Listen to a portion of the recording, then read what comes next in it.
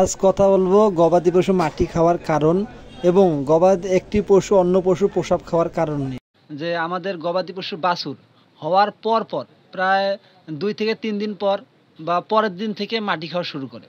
তো আমরা যখন ছেড়ে দিই তখন মাটি খায়। সমস্যা হচ্ছে বাছুর যখন মাটি খায়, খাওয়ানোর পর দেখবেন যে আপনার কয়েকদিন বাছুর কিছু খেতে চায় না, বাছুরের পেটটা ফেঁকে যায়, কয়েকদিন আপনার দুধ খেতে চায় না। আবার দেখবেন যে যদি বাছুর মাটি খায় তো পায়খানা করে হচ্ছে আপনার ঘোলার ডিমের মতো পচা কিছু পায়খানা করে, দুর্গন্ধযুক্ত পায়খানা। আবার দেখা যায় অনেক ক্ষেত্রে মানুষের পায়খানার মতো পায়খানা। অনেক সময় দেখা যায় যে অতিরিক্ত মাটি খাওয়ার কারণে পশুটি আপনার বাছুরটি ফুড পয়জনিতে আক্রান্ত হয়ে মারা যাচ্ছে। তো অতিরিক্ত আক্রান্ত হলে কিন্তু অতিরিক্ত মাটি খেলে তখন কিন্তু চিকিৎসা করার তেমন কোনো সুযোগ থাকে না, তখন কিন্তু বাছুরটি মাড়িগুলো বের করতে না পারলে সে কিন্তু মারা যায়। তো আমাদের এই সমস্যার কিন্তু প্রতিনিয়ত প্রায় লোকে আমরা ফেস করি। তো এই সমস্যার সমাধান নিয়ে আজ আমি 3টা ভাগে কথা বলবো। তো প্রথম ভাগে কথা বলবো কেন আক্রান্ত হচ্ছে, কেন মাটি খাচ্ছে।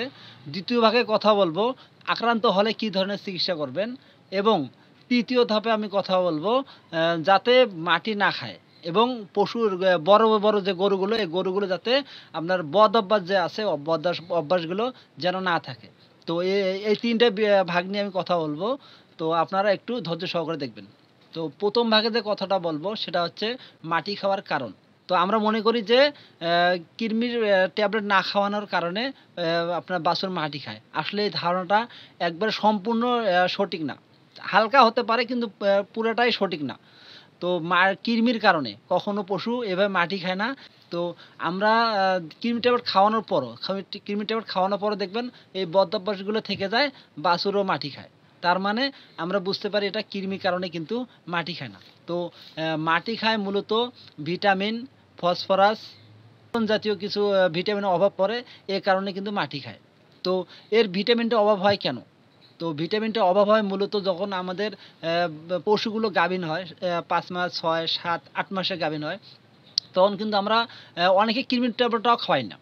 তো অনেকে আবার যারা সচেতন তারা কৃমি ডোজ খাওয়ায়, তারা আয়রন খাওয়ায়, তারা ভিটামিন খাওয়ায়, অনেক ধরনের ওষুধ খাওয়ায়। কিন্তু অধিকাংশ লোকেই কিন্তু কোনো ধরনের কোনো ওষুধ একবারে খাওয়ায় না। শুধু বীজ দেওয়ার সময় একটা ট্যাবলেট খাওয়ায় যে 2টা, এই পর্যন্ত শেষ। বাছুর হয়, তারপরে দেখা যাচ্ছে যে বাছুর হওয়া মাত্র এই সমস্যাগুলো শুরু হয়। তো গাভীন অবস্থায় যদি আপনারা এই মানে গাভীটাকে 7 মাস 8 মাস বয়সে কৃমির ডোজ সঠিকভাবে দেন, 6 মাসে একবার দেবেন, আপনার 9 মাসে দ্বিতীয়বার আপনারা কৃমির ডোজ খাওয়াবেন। আর প্রথম যখন বীজ দেবেন তখন একবার খাওয়াবেন। এরপর যখন সে 6 মাস বা 7 মাসে গাভীন হবে, তখন আপনার আয়রন জাতীয় কিছু সিরাপ আছে, যেমন আছে একমি কোম্পানির আছে হচ্ছে ফেরোভেট। একমি কোম্পানির আছে হলো ফেরোভেট। এই ফেরোভেট আপনারা এটার রক্তবর্ধক, এটা একটি আয়রন সিরাপ। এই আয়রন সিরাপটি খাওয়াবেন। এরপর আপনার প্রথম তো ক্রিম রোজ খাওয়াবেন, তারপর আয়রন সিরাপটা খাওয়াবেন। এরপর ফসফরাস জাতীয় কিছু ভিটামিন খাওয়াবেন। এই ফসফরাস জাতীয় ভিটামিনটা আপনার পাওয়া যায় হচ্ছে বিভিন্ন কোম্পানির মানসম্মত যে ক্যালসিয়ামগুলো আছে, এই ক্যালসিয়ামের মধ্যে আপনারা ফসফরাস জাতীয় ভিটামিনগুলো পাবেন। যেমন হচ্ছে ওরাকালভেট, একটি আছে ওরাকালভেট। এই ওরাকালভেটের মধ্যে আপনার ফসফরাস জাতীয় আপনার ভিটামিন আছে। এই ভিটামিনটা যে খাওয়ান, আয়রন সিরাপ যদি খাওয়ান এবং কিছু যদি জিঙ্ক খাওয়ান, পাশাপাশি কিছু দানাদার খাবার আপনারা সঠিকভাবে খাওয়ান, তাহলে গবাদি পশুর আপনার আয়রনের ঘাটতিতে হবে না এবং সে বাছুরটার মধ্যে এর সাইড এফেক্টটা পড়বে না। এর আয়রন ঘাটতি না হলে কিন্তু বাছুরটা আপনার সুন্দর হবে, বাছুরের মধ্যে কোনো ধরনের ভিটামিনের অভাব হবে না। আর বাছুর জন্ম হওয়ার পর কিন্তু মাটিও খাবে না।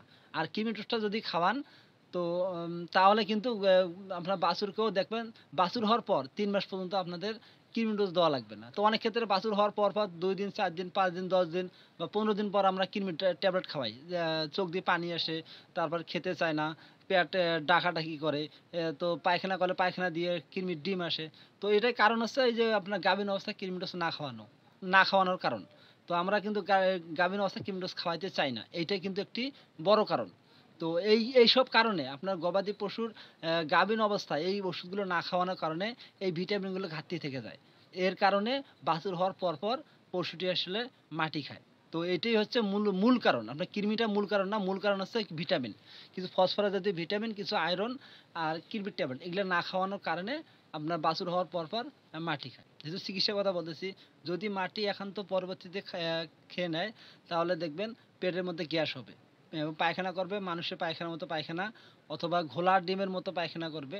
অনেক সময় পায়খানার কালার পায়খানা একবার বিশ্রী গন্ধ করবে। যদি এরকম পায়খানা করে তাহলে আপনারা ওই বাছুরটাকে প্রথমেই আপনারা কোনো কৃমি মানে পায়খানা চেক হওয়ার যে ওষুধ ট্যাবলেটগুলো আছে ট্যাবলেটগুলো খাওয়াবেন না, কোনো অ্যান্টিবায়োটিক খাওয়াবেন না। এক্ষেত্রে আপনারা নাভা ডাইজেস্ট নামে একটা পাউডার পাওয়া যায়। এই পাউডারটা আপনার বাছুরের বয়স অনুযায়ী আপনারা দিনে 2 বার খাওয়াবেন। আপনাদের যেমন পায়খানা চেক হবে, পায়খানার দুর্গন্ধ দূর হবে, পায়খানার যে কালারটা বিশ্রী কালার আসতেছে একদম ঘোলা ডিমের মতো, সেই কালারটা আপনার ঠিক হবে। তাহলে আপনার দুর্গন্ধ দূর হবে এবং আপনার গ্যাস দূর হবে, পায়খানা ক্লিয়ার হবে। তো এর বাইরে আপনার কোনো অ্যান্টিবায়োটিক ট্যাবলেট খাওয়ানো খেলিয়ে আপনার বাছুরটার আপনার পায়খানাটা চেক দেওয়াবেন না, তাহলে কিন্তু আপনার ফুড পয়জনিতে আক্রান্ত হয়, পরে ভবিষ্যতে আরও সমস্যা হতে পারে। এটা হচ্ছে আপনার দুর্গন্ধ এবং পায়খানা যদি এরকম কালার আসে। এরপর হচ্ছে প্রতিরোধ, আপনার কিমিডোজ খাওয়াবেন, তারপর হচ্ছে ফসফরাস জাতীয় কিছু ভিটামিন খাওয়াবেন, তারপর হচ্ছে আয়রন জাতীয় কিছু সিরাপ খাওয়াবেন। তাহলে আপনার দেখবেন যে আপনার গাভী যদি খাওয়ান বাছুরটা আপনার ভূমিষ্ঠ হওয়ার পর এই সমস্যাগুলো থাকবে না।